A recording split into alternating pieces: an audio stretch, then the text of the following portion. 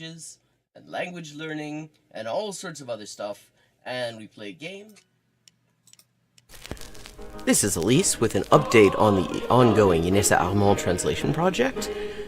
We now have 37 of the 38 extant essays and speeches by Inessa Armand translated into English for the first time, and we are just short of the halfway mark on the fundraising progress as well. This enrichment of the English language Marxist canon has only been possible with your support, and it's been a real lifeline for me. So anyone who would like to support this project can find links in the description for how to do so, and everybody who has already supported it has my sincerest thanks. Perfect. Okay, 3 of 4. El hospital. 漢検1級の先というのは本当に誰も知らない字ばっかりでしょうね。私は Okay, we've leveled up and it is time to pick another language. Mordförrätt tröttare än vanligt. Okay, I'm back. Hopefully, I don't know what's been going on. My computer does not act like this, but suddenly everything was hanging up. And I couldn't get Task Manager to open, and then I Control-Alt-Delete it, and it took like 5 minutes for that to respond, and that fucked everything up. But, so I did a cold restart, and I think everything is fine now. Yeah, you will probably be the ones to tell me that. And we're gonna look at we're gonna try anyway, to look at a video on learning 3 kanji in 1 minute. 部長の森田です。今回は超簡単漢字の覚え方1分。Hang on. I need to get my windows where I can see them.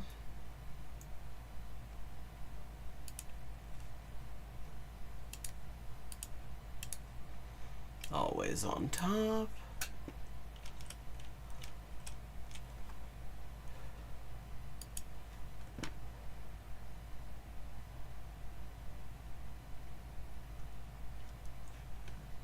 Oh, hell. Slip that down to the... Now I see the problem. Okay, is that always on top? Yeah, good.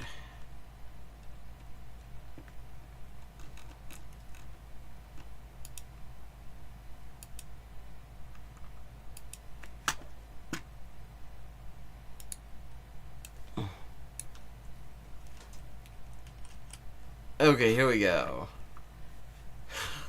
Hopefully. で、3個覚える革命的方法ということで話していきます。今回 Okay. I'm looking at the whiteboard. 書けば書くほど覚えられなくなる理由. Okay. It says why you find the more you write, the less you remember. Interesting. Yeah, interesting. I've never actually heard anyone say that was a thing, but apparently that's a thing, and we're going to find out why. 1分で3個覚える具体的な方法。わざと忘れる。Forgetting on purpose. So apparently the last part of this is forgetting kanji on purpose, which is a skill usually people don't need to make any particular effort to forget kanji. わざと忘れるなんか、それは本能的に忘れることも結構ありますよね。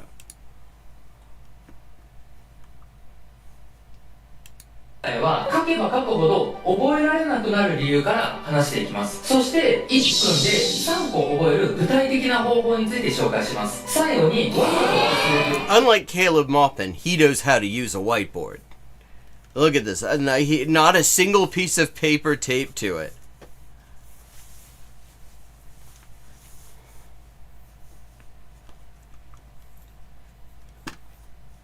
ということについて話していきます。まずは書けば書くほど覚えられなくなる理由についてなんですが、これは学校の書き取りノートにあります。あれは皆さんが漢字を覚えるためというわけではなくて、誤解を恐れずに言うと学校がから皆さんに家で少しでも勉強してもらう時間を増やすために出している大きな宿題の一つになっています。なので多くの生徒さんがそうなんですが、書き取りというのは書くことが目的。This video, this guy is a teacher at apparently a cram school in Hamamatsu. いや、書き取りは書くことが。So he's saying the issue, the reason that this becomes a thing, and this makes sense, is like when you're trying to remember kanji and you're doing you're writing them down and doing dictation. The writing itself becomes an end in itself, and therefore the remembering of the thing becomes secondary. 覚えるという点ではなかなかうまくいかないことが多いです。確かに漢字をたくさん書きますので、書くこと自体には慣れていくんですが、漢字を覚えて身につけるという視点ではとても効率の悪い。Yeah, okay, this makes sense because what he's talking about is essentially the muscle memory of your hand gets trained, but the bit where you have to remember how to pronounce them and what they mean and stuff does not. 漢字を覚えて身につけるという視点ではとても効率の悪い方法になってしまいます。So writing them over and over again, as much as that seems like it might work, actually ends up doing nothing but training your hand to ache. That's not what this says, but that's a summary of what he's talking about. Okay, interesting. Makes sense. 一理ある説なんですよね。解決案はどういうものなのか、楽しみですね。方法になってしまいます。なぜなら多くの生徒が書くことに意識が集中してしまい、書くこと自体が目的になってしまいますので、ただ早くマスを埋めたいという意識で頭がYeah, because they say, this is again, it's like cram school students, it's fill this sheet with the kanji for the shiki of ishiki, or something like that. And they just want to get fucking done with it because it's a pain in the ass. And so they're so you try to fill the whole thing up just to be done with it, and all that really gets trained is your hand, really, and not the meaning or any of that. Yeah, makes perfect sense. And your head ends up getting overfilled. いっぱいになります。私が中学生の時は友達が任せる任という漢字を一行ずっと任弁だけ書き続けて、その後に右側の作りをまた一行書き続けて終わらせたというのを見たことがあります。このように少しでも楽をして早く埋めようと本来の目的から外れてしまう人がとても多くなってしまうんです。これが習慣になってしまうと漢字を覚える意識が低くなってしまうだけではなくて、勉強全体に対しても悪い影響が出てしまうんです。だから Okay. So really, this comes back to a theme that I talk about a lot. Essentially, the grind, particularly when it comes to language stuff, is massively, massively overrated. You do this thing, you repeat it over and over again, you stare at the kanji, and it feels hard. It's kind of a pain in the ass. It's taking some energy out of you, and therefore you feel like you're achieving something because we have been trained to value exhaustion in and of itself. But that's not how any of that works, so you haven't actually achieved shit. といって学校の先生が悪いというわけではもちろんありません。漢字の書き取りをやる。学校の先生が悪いというわけではありません。He says this isn't, the fact that this isn't working isn't the teacher's fault. I know, それはどうかな。そんなためにならない練習を生徒たちにさせて、そういう点では、先生が悪いと言えなくはないでしょうね。if it's a pointless exercise, because the tendency is to make the writing and end in itself and get it done quickly and everything, and so it isn't working. Well, I mean, then maybe on a certain level, maybe there's probably a better thing that you could be assigning people if you're teaching then. So in that sense, it's not the teacher's こと fault で there. 家での勉強量を増やすこともできますし、漢字を書くこと自体が大人になってからも役立つからです。私からの提案は漢字の書き取りと覚えることを別物として割り切ることです。 Oh, interesting. So he's saying that, okay, this is of limited use, I think, for like people who are teaching themselves, because they're not really taking dictation. But he's saying separate the dictation part from the remembering part. Okay, interesting. I mean, maybe this is adaptable in some way. そうは書き取りを進めながら漢字を覚えることができたら最高になるんですが、宿題という形になっている分、多くの生徒にとってそれは難しいです。なので宿題として終わらせる書き取り、そして別の勉強として漢字を覚える練習もやっていきましょう。では2つ目の具体的な方法に移っていき Okay, so he's gonna move over to the actual method now. Okay, I'm interested. たいと思います。まず覚える漢字は10個を1セットというふうにします。そして Okay, so first step, pick 10 kanji you want to learn.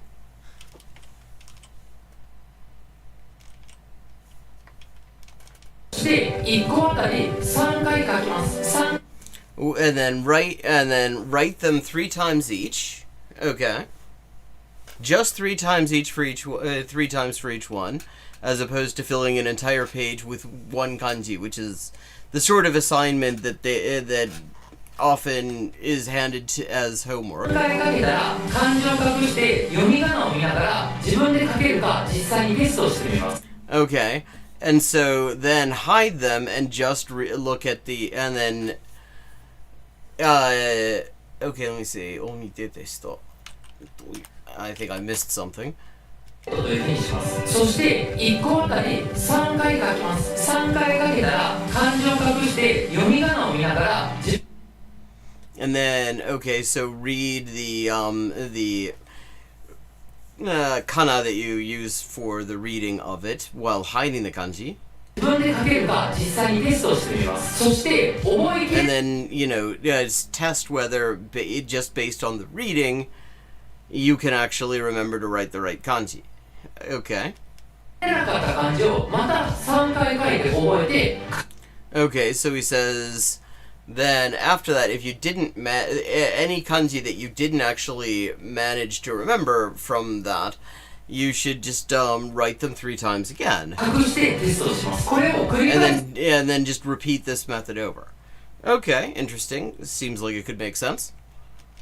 ことで効率よく漢字を覚えることができるんです。最も大事なのは書く回数を3回だけに絞るという点です。Okay, he says the most important thing here is to limit the number of times you actually write them down to 3. I guess the idea is so that you don't end up getting into some kind of automatism where you're writing it and writing it and writing it and writing it, and your brain completely is no longer particularly actively involved in the process. That makes sense. 4回以上は書いてはいけません。理由はたくさん書くと漢字を書くことに没頭してしまって細かいところを It's sort of like, I mean, if you've ever tried to go through a long list of fonts for a word that you're using in a graphic that you're designing. I have this happen a lot when I'm designing memes or graphics and stuff like that, because I have hundreds and hundreds of fonts on my computer, and I'm some for each script that I work with, and it takes forever to find the exact one that I want. And you're staring at the words as you go through all these hundreds of fonts, and at a certain point they cease to mean anything to you. I mean, and it's the same thing if you're handwriting them as well. 覚えづらくなるからです。そして最後3つ目はわざと忘れるです。これを Okay, this is the forgetting on purpose bit. 2の練習を行った後の話。は2番の練習を行った後の話になります。あえてテレビやスマホを見たり他の勉強をしてみたり別のことを行う。 Okay, so you take a break. watch TV, study some other stuff, do something else. Just take some time basically doing something else. Okay. I think that makes sense. I mean, really taking a break from things is useful in general, because sometimes you meet at sort of a point of sort of diminishing returns, and you're just recharging and not trying to overwork yourself on something. Okay, and he says that break should be like 2 to 3 days apparently, and then you go back and try it again. Okay, so the key here, what he calls forgetting on purpose, is essentially you're taking this break where you're not doing anything with these particular kanji that you're trying to learn. And then you go back and see how well you do when you look at them again. Okay. I mean, actually, I think that makes sense, and also the relaxation aspect of it makes particular sense as well to me, because it's easy to burn out. その休むという側面では本当に効率的かなとだろうと思いますよね。だって過労ということは勉強の時にもありますよね、結構。だから一応わざと忘れる側面では、そして3日後テストしてみるという方法は効率的だろうなと私は思います。できていた感じは自分のものになったというふうに自信を持ってもらって OK です。Okay, so he's saying the ones that you still remember after that, those are yours now. Yeah, I mean, I agree with that. I think that makes a lot of sense. I don't know, the limiting it to 3 so you don't get that automatism. Yeah, I mean, that is, I think that makes a lot of sense here. I think that approach makes a lot of sense, and yeah, I mean, it's easy to get into the thing where you just sort of, because the muscle memory aspect of it is in there. And if you write them, you write them 100 times or whatever, you might be getting some muscle memory, but the meaning disappears fairly quickly in that process, because then you're just writing the shit. You might get very good handwriting out of it, but you won't understand what any of it means.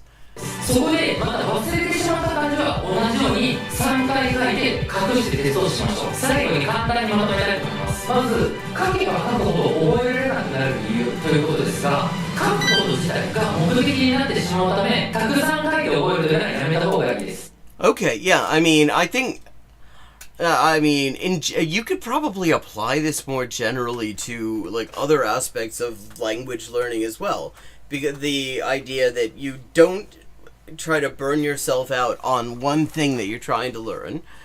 You do it a little bit. You do a few sort of refreshers on the stuff that is not really, that isn't getting into your head. But then you just take a break, and then you go back and you look at it again, and whatever you've still got is you've made it yours, and whatever you've forgotten, then that probably still needs some work. I mean, okay, it makes a lot of sense, actually. I think this guy talks sense. I think that is a very good approach. So he's saying for kanji, you pick a set of 10 that you're trying to learn, and you write them 3 times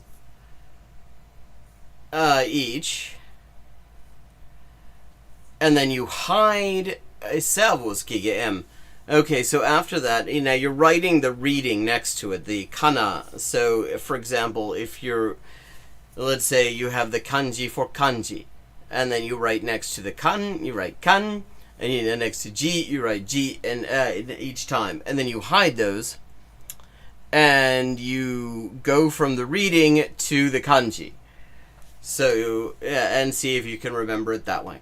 And if you do, then you move on, and if you don't, you do it again. And then you do all that until you have that down fairly well, and then you just take a break from it for 2 or 3 days. try it again, and see what you've got at that point. I think that makes sense. I think that is a good approach.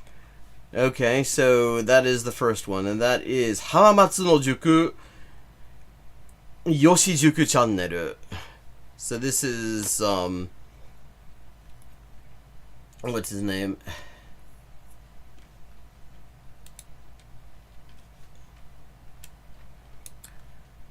Morita Yoshi. Okay, so for anyone who did not get that link in chat, let me just pop that in there again. I'm gonna running out of time in part because of that whole mess with my computer acting really bizarrely. But we're gonna look at a couple more of these. Okay, so the maru anki nashi kanji o chou kouritsu teki ni anki suru kotsu sansen. Okay. So this is another channel. This is Breakusuru Sasaki is the name of the channel, and this is without any rote memorization. 3 top ways to really effectively remember kanji. Okay. He's a high energy language YouTuber, apparently. And let's see. Okay, so here we go. Nihon Kanji no Ryoku Kente Kyoukai Kaijo. Oh, okay, so this guy is the head of the association that administers the Kanji Kente test that I am sort of beginning to prepare a bit for. Okay, interesting. Kanji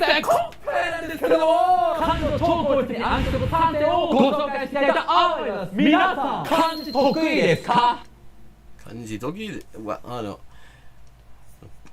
漢字は国語という教科の中でも天才いわゆる誰でも得点力を伸ばせる分野であるからこそ、あまり時間をかけずに最短。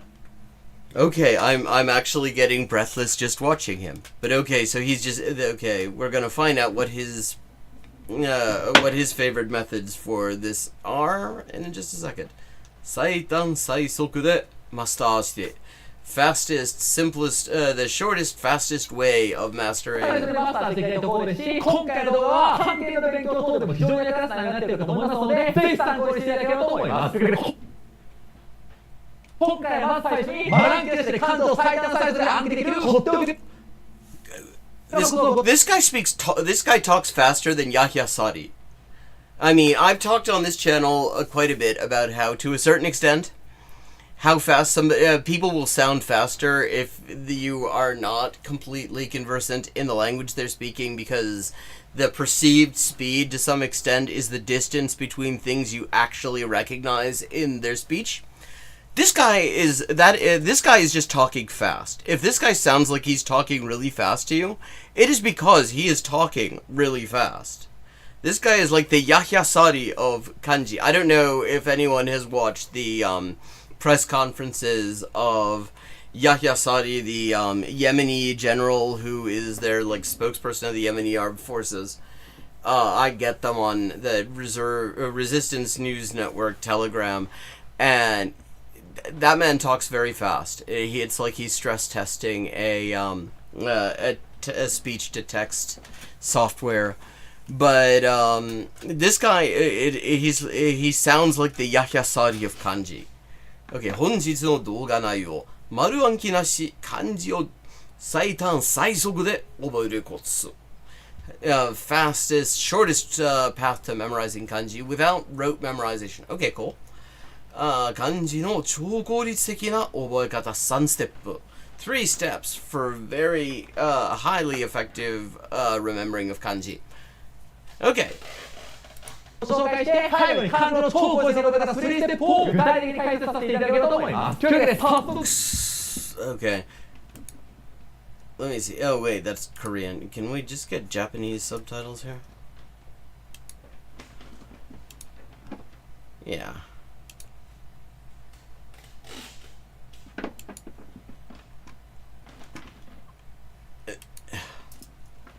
行きましょう。ょう。ではまず漢字を最短速でランクできるとっておきのコツをご紹介していきます。まず Okay. Is he gonna talk this fast the whole time? Like, well, I guess there are cuts in here. He isn't doing this for 7 minutes sustained. He must be taking breaks. 皆さんに質問したいんですが、皆さんは漢字をバランスするものだと思っていませんか？ Okay. 実はですね、この認識間違っています。もちろん Okay, so rote memorization, he says, is a bad idea.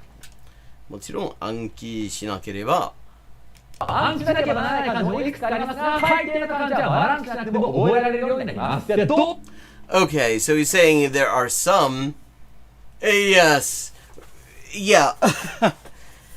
So he's saying, okay, there are some kanji that you do have to just sort of cram into your head one way or another, but there's a lot of them that you don't have to memorize, but you can actually, that you can learn without ever properly memorizing them.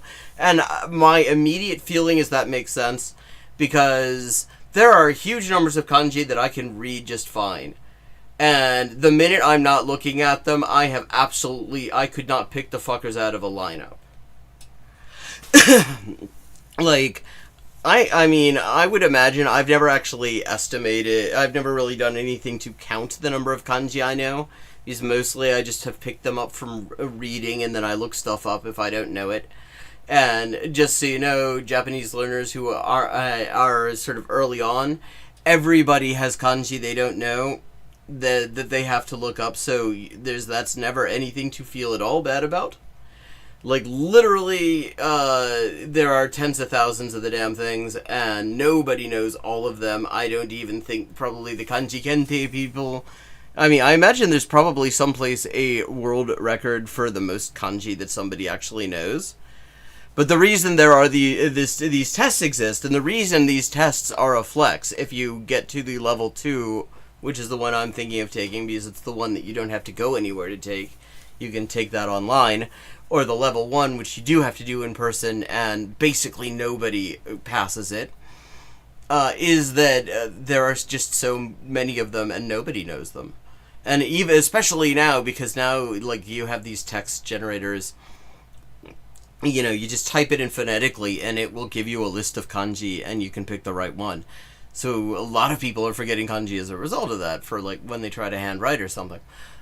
どうすればバランスしなくても覚えられるようになるのかというと、それは漢字を音符というふうに分解して覚えるということです。これどういう覚えられるようになるのかというと、それは漢字を音符というふうに分 Okay. 音符とI see. This is something I mean, I've never actually heard this mentioned as a formal method. But this is something that I do. It's something I actually recommend to a certain extent already. Because kanji, Chinese characters, tend to have a phonetic element and a meaning-related element. There's often a bit in them that is only there in order to give you a clue how to read it. And there's another bit that has to do with the meaning. And he's saying you separate those out and you remember them separately. Okay, that makes tons of sense. 分解して覚えるということです。これどういうことかっていうと、実は世の中の多くの漢字は形成文字という種類の漢字に分形成文字という種類の漢字に分類されます。Okay. 類されます。そして形成文字には音を表す音符と形成 okay, for a second I was confused because there's lots of words that are pronounced keisei, and the main one would be like, it would mean to, the sei would be naru no sei, so it would be like to form something. But this is koe no sei, meaning voice or sound. Keisei, so there's shape and voice essentially. It's divided into these two units. 意味を表すというふうに分解できるという特徴があるんですが、実はこの特徴をうまく利用するだけで漢字を最短最速で Like, okay, if you can actually, let me just say, if you, first of all, if you're a Japanese learner and you've learned a fair bit and you feel fairly comfortable with the language,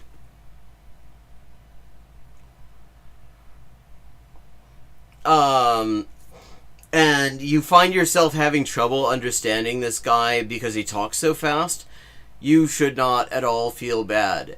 This is challenging, actually.